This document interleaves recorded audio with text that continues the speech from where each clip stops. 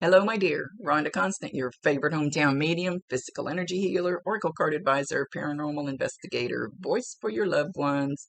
How are you today? Thank you for being patient. I lost my voice for over a week, so I got a little behind. So we're getting caught up. Yay! Got my voice back. Family's not happy about it. Anyway, I don't know if I've done this for you before, so I like to explain real quick how it works. I see, hear, feel, sense, know. They talk to me, but they also show me pictures, and I call it spiritual charades. Try to describe the picture the best that I can. There's always a reason for whatever they show or say. So if it doesn't make any sense now, keep it in mind. You'll either remember it later, see it later, or somebody else will validate it for you later. You go, I know what he's talking about. So this is this not an exact science. Sometimes you got to stretch it outside the box a little bit. He won't give me all the details. Details are none of my business. We communicate the best way we can. So he should give me just enough so you should understand what he's talking about. It's his show, within reason. They know what we need to hear.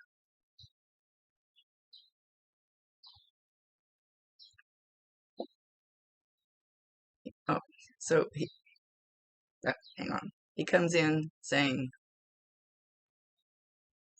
"Thank you for caring so much. Thank you for being concerned. Thank you for being you. Others may not appreciate you like you need to be appreciated, but I appreciate you. And I appreciated you when I was here, and I appreciate you now.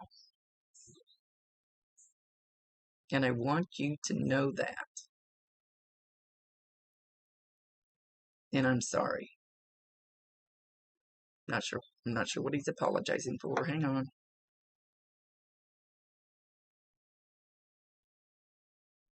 I'm sorry you're not appreciated more.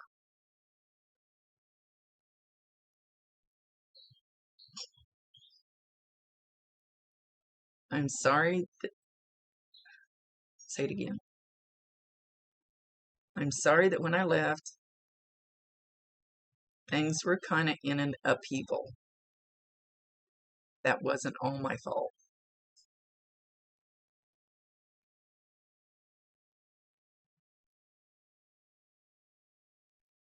But I do apologize for the way I left.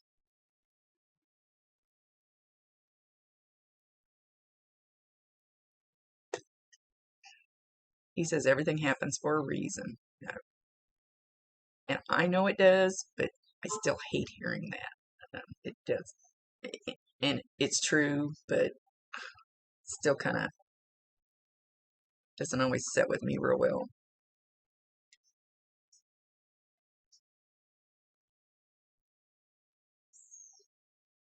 He's talking about firecrackers.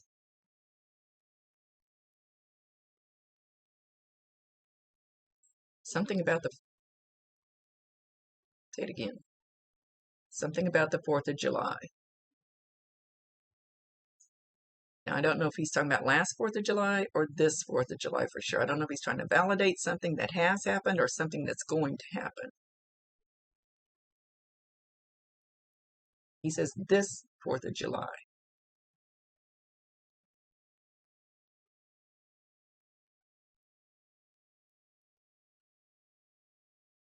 Something about, is it going to be something in the firecrackers?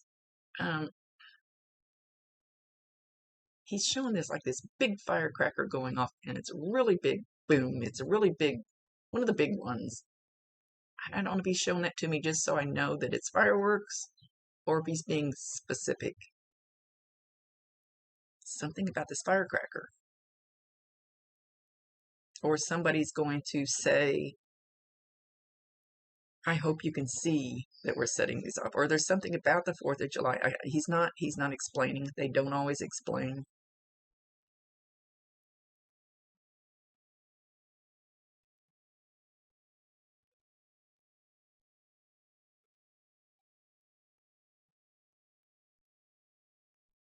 I don't I don't know how old his son is. Maybe it was last 4th of July. I don't know how long he's been gone. Did somebody tell his son, your daddy can see this?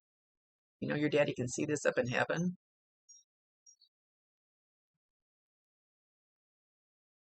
Anyway, if it doesn't relate to something that's happened last year, then watch for something.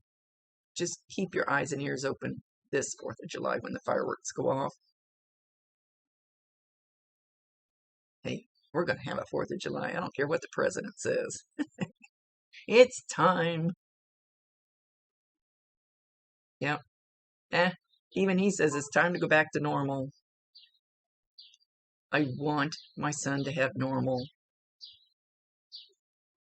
And it's like he's got his hands on his son's back and he's pushing him. Like, get in there and get back to normal.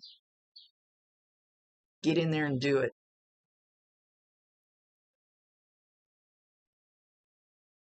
It's time for you to be a kid and enjoy the things that I did.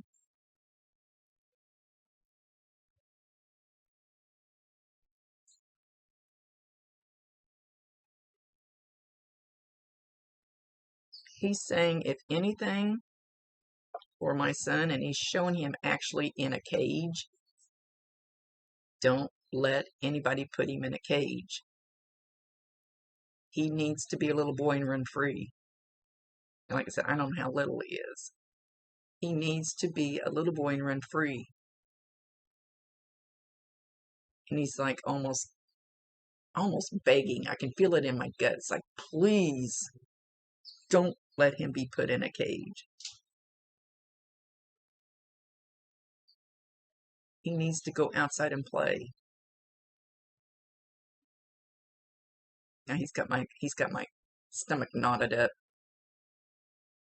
He's very adamant about this.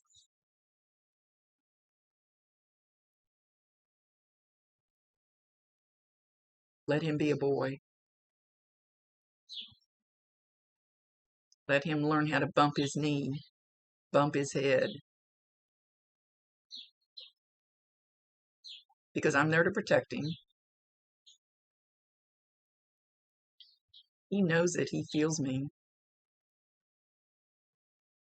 Like I said, and I don't know how old this boy is, so I'll just say, little kids and animals, see them, hear them, feel them, no problem. Because nobody's told them yet you can't have an imaginary friend, you can't see people that aren't here. And once they get to be about around 9 or 10, then they kind of start shutting it down because they kind of start looking around and go, oh, society's going to tell me I'm crazy if I tell them I can see my dad. Or my dad comes and talks to me.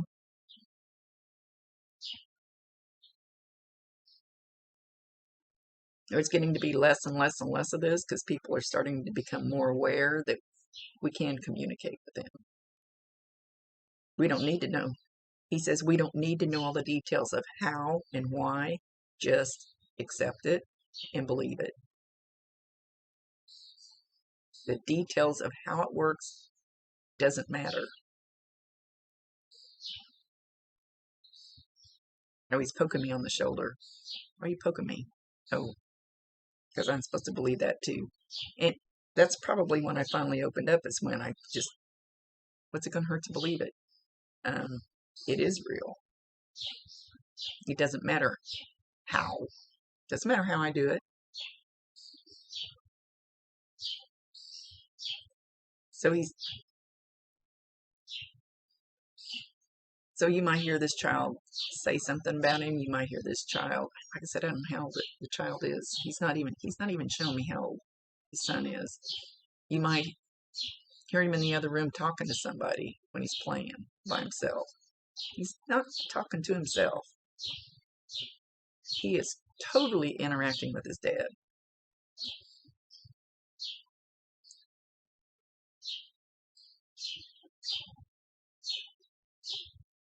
And it's okay because he's safe. When I go to people's houses to cleanse their house, I always use this one girl for an example. She had an enormous amount of stuff going on in there.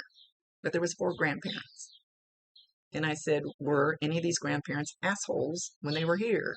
And she said, no. I said, then we really need to leave them here. Because if they were good people, they're there to bring good things and to protect the child and, you know, those kinds of things.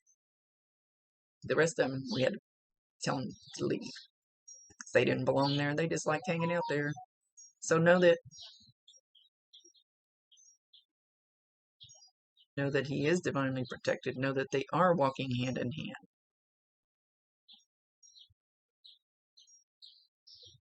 I'm talking about the little boy.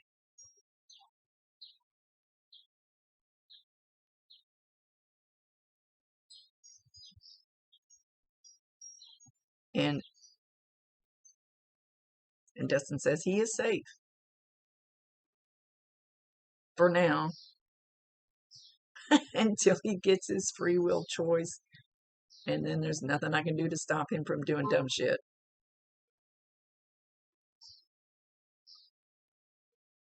Free will choice.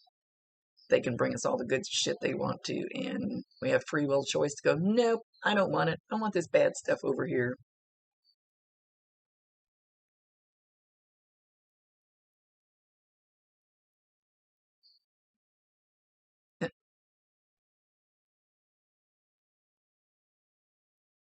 I might not have heard this right, because sometimes they just throw words out.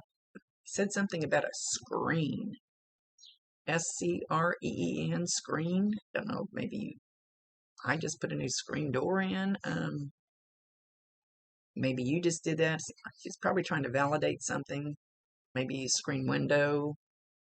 Maybe you just replaced one or ripped one, or I don't know what he's talking about. A screen, not scream with an M, with a screen with an N.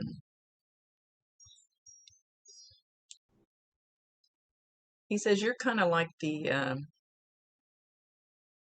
silent backup, the one in the background that his son will know that he can go to if he needs to. He says that's a perfect place for you to stay.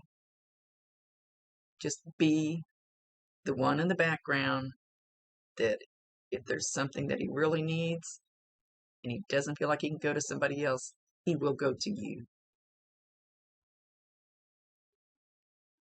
And he appreciates you for that.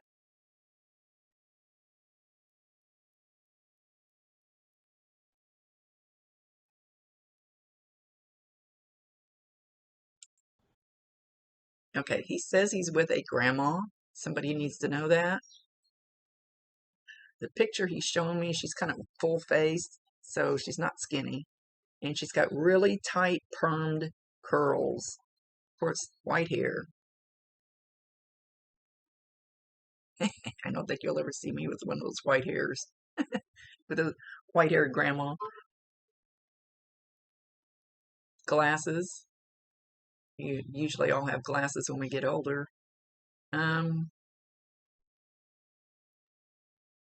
of looks like, oh, what's that show? What's her name? Used to be on Carol Burnett. I know, I'm showing my age. You may not even know Carol Burnett. I think it was called Mama's House. Oh, I can't remember.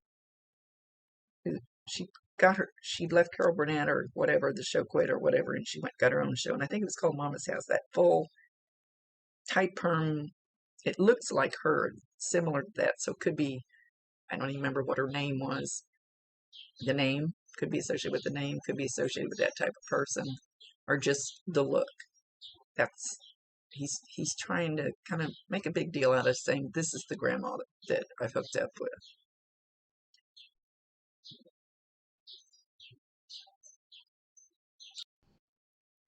Okay, so you probably have already heard this. If not, you're going to, or maybe you'll realize it now because you'll be aware of it. He's trying to say thank you in your ear. And he's whispering it, so it's going to be very soft. And a lot of times they'll do that because they don't want to scare the hell out of you. They don't want to come in here yelling in your ear, you know. So you might hear like some muttering. I don't know if you'll actually be able to hear the words thank you. But know when you feel something a little different. It'll be just one ear. You could hear it up here. We do have telepathic ears. You don't have to talk out loud. He can hear you. He can see you. Absolutely. So he's trying to say thank you in your ear. So if you get a buzzing in your ear, you know, and you want to go like this, or a screech or something, and if it's a high pitched shriek, tell him, I can't understand you. You need to change.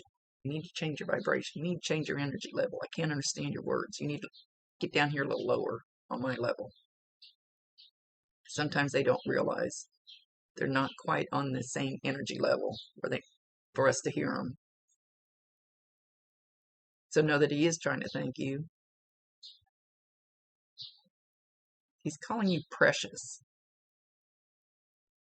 Or he threw out the word precious anyway, so I think he's talking about you.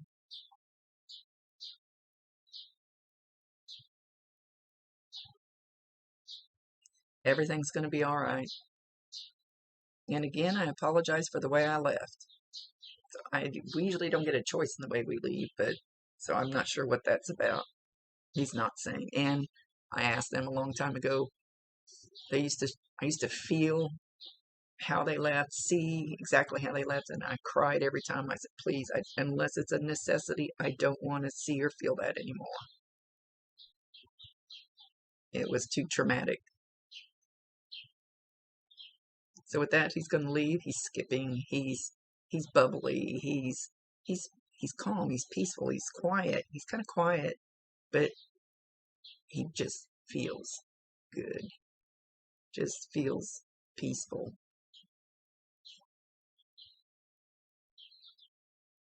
Very sure of things that are coming ahead for the people close to him.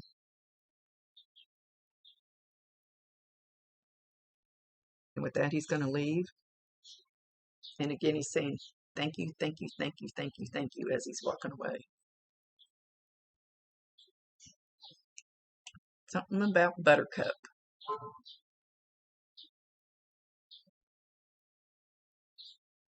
Okay, with that, he's gone. Thank you, my dear. Thank you for being patient until I got over my illness. And then I was out of town a little bit. So, thank you very much. Rhonda Constant, your favorite hometown medium, physical energy healer, oracle card advisor, paranormal investigator, voice for your loved ones. Thank you for allowing me to be his voice.